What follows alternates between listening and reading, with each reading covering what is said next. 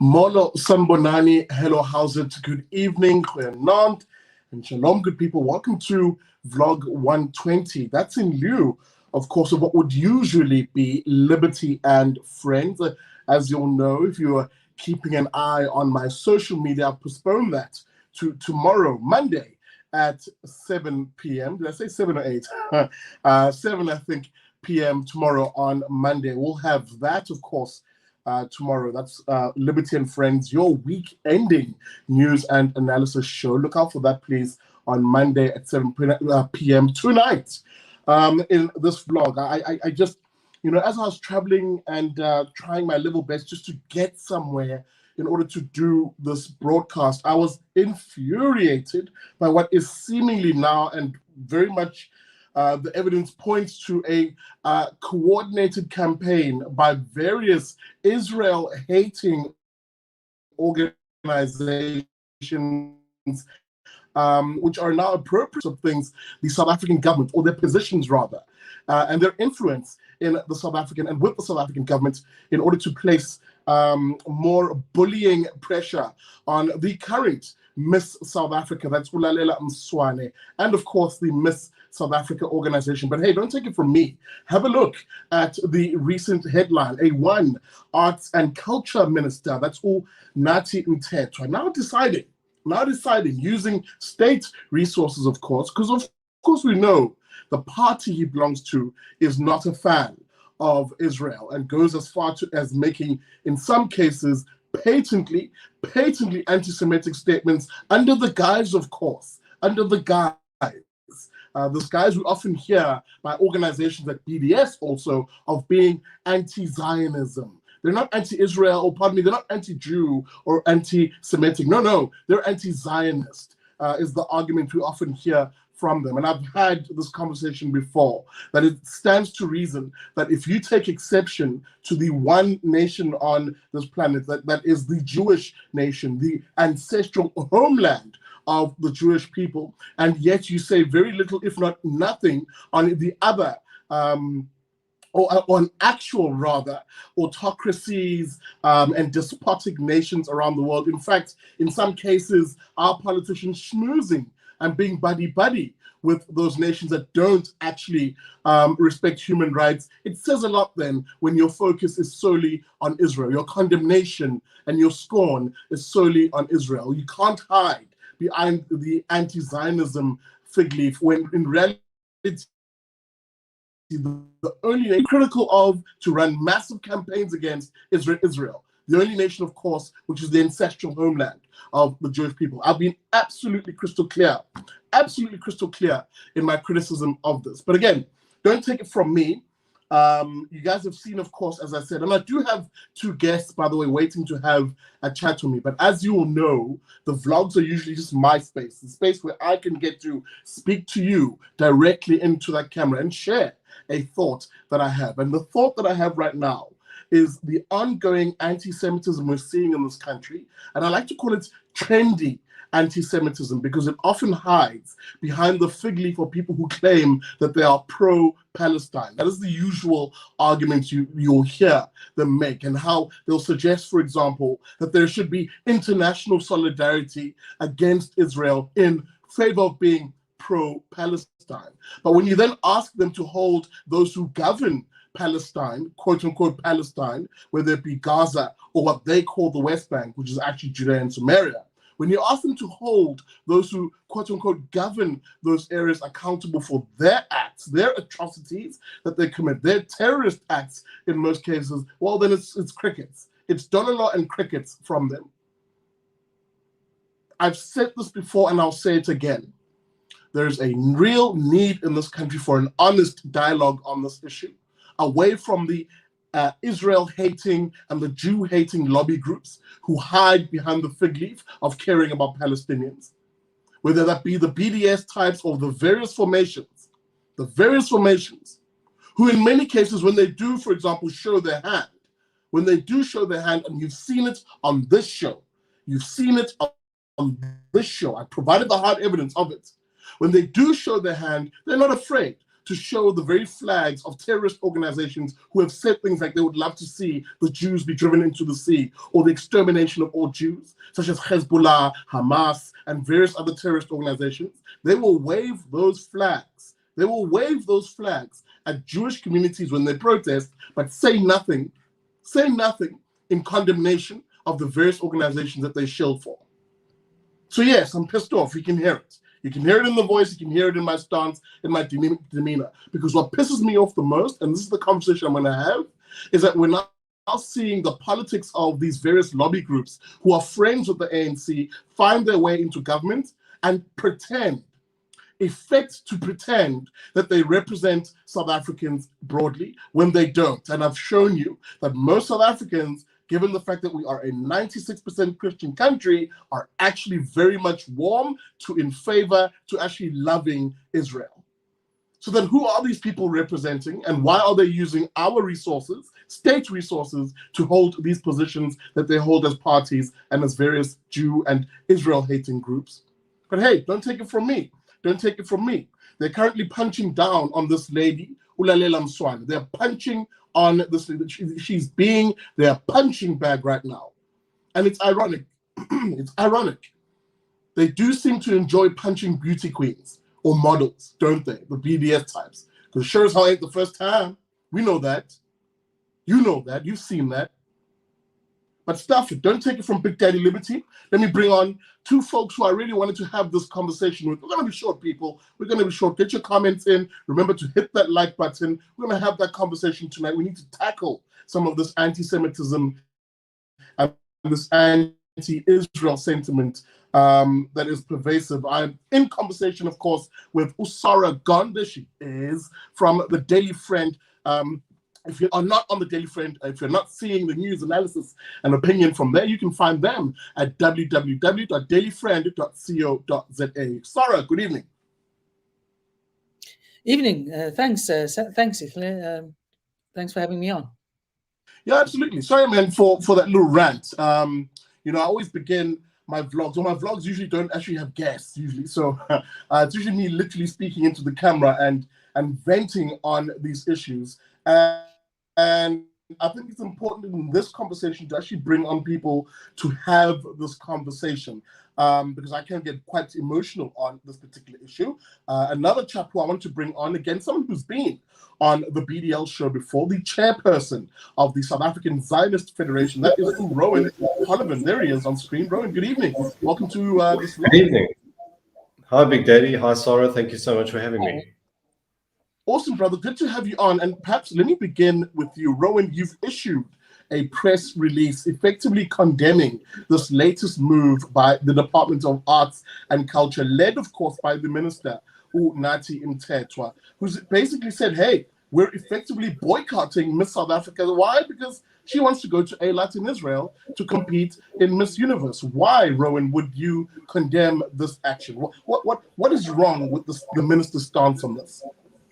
Well, certainly it's obvious. The stance is self-sabotaging to our country. It's self-sabotaging to the hopes and chances of us playing a meaningful role internationally, of participating in a well-respected international event where people from all over the world, including former foes of Israel, such as the United Arab Emirates, will actually be participating. But South Africa wishes to make this grand moral statement because our ruling party has been misled by a perversion of facts about Israel. And they think by making the statement, they're going to get some attention. And of course, they don't want Miss South Africa to go to Israel because she's going to see for herself that Israel is a democracy. They don't want her to actually go there and say, I've been to Israel. I've seen it's a multicultural place. I've seen how minorities are respected, how women's rights are protected. They don't want that. They want to take their little hobby horse of anti-Zionism, as you said earlier, and their hate for Israel and their hate for the Jewish state, and they want to make an example. But as you said earlier, the one point I would like to repeat is that this government has been silent on actual and serious human rights abuses that occur in many, many other countries where South Africans participate. And next year is the 2022 Soccer World Cup in Qatar, where literally thousands of people have died building stadiums, let alone all other side of the kind of things. I can guarantee you we'll hear complete silence from our government, complete silence from the Minister of Sports, Arts and Culture, and I think it's an absolute disgrace. Absolutely. And again, I must say this because I know what's going to happen in my comment section in particular.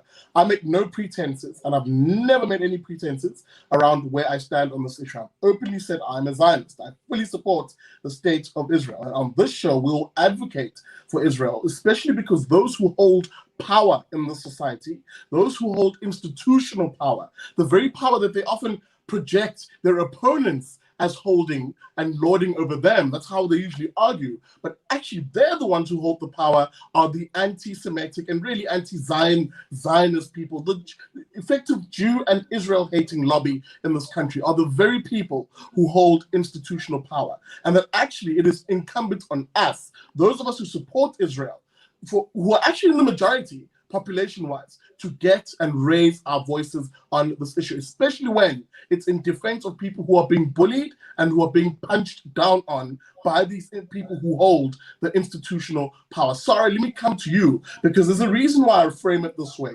We saw this play itself out with the one model, I think this was about 2 years ago, Shashi Naidu, when she had made comments rightly eviscerating the state of Gaza and those who govern that part of the world. And of course, the BDS types, the anti-Israel types, the Jew-hating types descended on her like a ton of bricks, including, as is now conveniently forgotten, including, by the way, BDS and its supporters who issued death threats and all sorts of things to her that even prompted her to get security. It's amazing how that part of the story is forgotten when she then had to capitulate and apologize to the people who were quite literally bullying and oppressing her. Well, what's really interesting is the most recent instance involves Israel's admittance to observer status of AU. That's right. There was very little opposition to it, but South Africa was one of those countries in opposition. And when there's been a fair exchange between the formal Jewish community here and the government will say that it supports a two-state solution. That's its indication of the extent to which it supports Israel. But I mean, let's be honest, it doesn't. It's very pro-Palestinian. It recognizes and more than supports Hamas, I think Hezbollah as well. And these organizations are there to ensure their main goal is to ensure that Israel ultimately doesn't exist as a Jewish state. That's their sole purpose. You cannot obviously help anyone to negotiate from a position where you're saying that the existence of a country is at stake. And one of the things is it's built with that moral righteousness of anti-Zionism. They've categorized Zionism as being colonialism, and which is nonsense. But facts are not at issue here. And the same with the Israel is an apartheid state. It doesn't matter whether Israel's bad or very bad. The point is that the terminology is used to create an aura of terribleness. And as I say, it doesn't matter whether it is apartheid, isn't apartheid. They attach the symbol, and that's been part of what we've seen in the rise of anti-Semitism in the last decade. What's really sort of pernicious with regard to the young lady who will go to Israel and the model who went before, is that they attack young women. They don't necessarily know very much one way or the other, but it's very heavy-handed, and it's those who do not in any way support Israel or sympathize in any way with Israel. The sympathies only lie with the Palestinians, and that's how it goes. The thing is to try and prevent what happened to Sasha Naidu, and that was it's almost forcing her to go to Gaza to see what that was really like.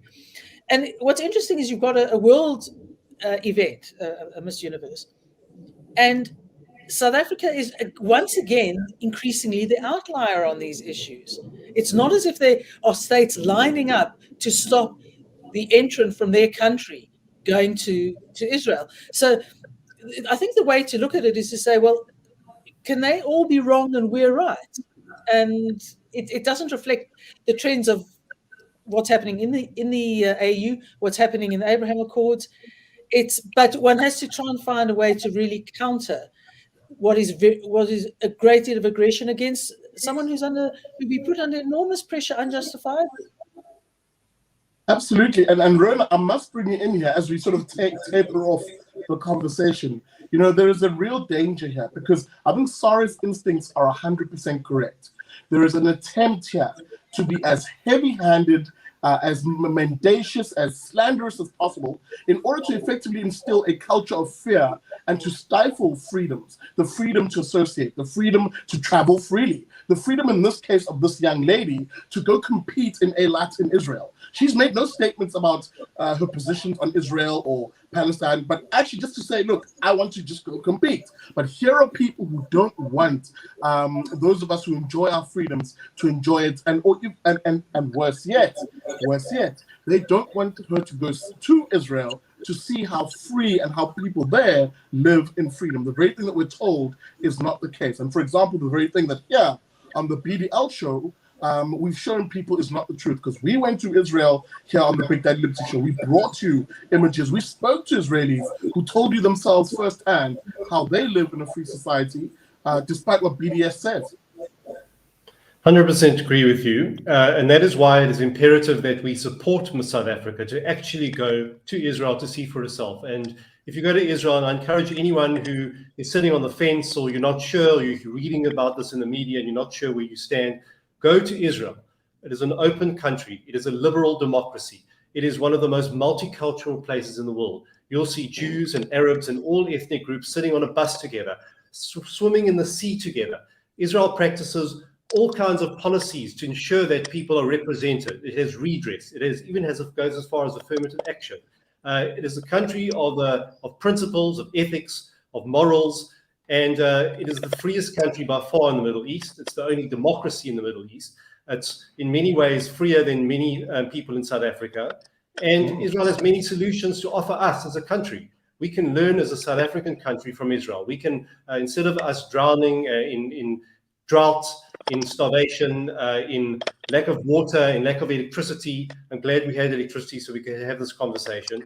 Our country is fighting ourselves by taking this position, and we as South Africans are losing out. No one else is losing out. Israel is a strong, important country that, as Sarah said, is well respected. The world in Africa is opening up to Israel.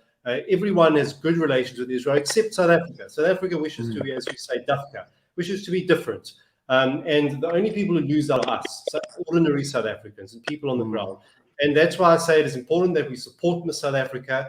Let's help her to get to Israel, to see the situation for herself, to go beyond the petty politics of our South African government and the ruling party, and actually transcend it and become friends. And as you say, the final point I'll make is that most South Africans support Miss South Africa and support her going to Israel. And that is the position we should take. And the ruling party happens to actually be at odds with ordinary South Africans. Absolutely, absolutely. Sarah and Rowan Polovin, of course, from the South African Zionist Federation, and Sarah Gon from the Daily Friend. Thank you to both of you for having joined me on this broadcast. And, you know, even as I say that, let me just thank you, dear viewer, for watching. And again, I want to end this off with the words from the press release of the SA, be the crowning example of someone who actually promotes peace, engagement, and dialogue. Let her actually go to Israel, witness the beauty of Israel's democracy, its multiculturalism, and of course, its coexistence between peoples, as Rowan rightly described earlier on, and bring back for our government, this very government which is now taking a very anti-Semitic stance, and bring that back, that is, to our government and our beloved country as an example to follow. That's what we talk about as Jews when we say the notion of tikkun olam, being a light unto the world, showing the world how things can and should be done in advancing human freedom and progress, and of course, prosperity for all. That's my take on this. What's yours? I know the comment section is going to go wild. I know how this is. But let's have it. Let's have it out. This is a smoke session. You know, let me know what you think about this. You know, do you support Israel? Do you support the so-called pro-Palestine? Are you part of the pro-Palestine lobby? Maybe you should articulate yourself. Why should pressure be put on South Africa for just attending a ball in Israel. And don't come at me with the false nonsense that often you guys do come at. You want her to see Israel, right? Because you argue that Israel is this apartheid state. Well, then let her go see the supposed apartheid state. Why are you so afraid of her actually going to see things there for herself? That's the question I'm posing to you, and I'd love to see an answer to that. Keep those comments going. Make sure you hit that like button. Thank you for watching. This has been another vlog on the show. One more thing before I go, something I actually took exception to.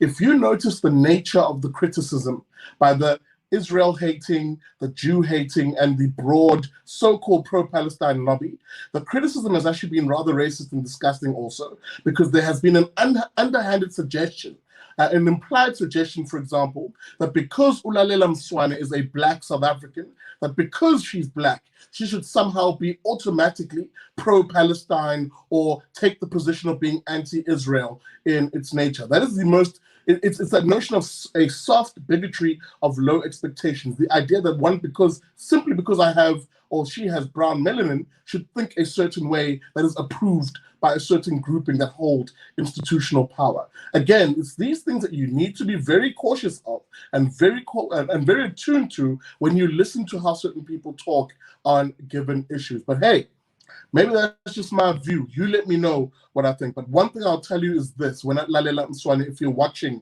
Miss South Africa, go to Eilat, Israel in December. Represent this country. We, the faith, flag, family, and freedom type South Africans who love Israel, who will stand with Israel, and we will stand with you, Lalela. And to the Miss South Africa organization, I know y'all are about to and are coming under a lot of pressure.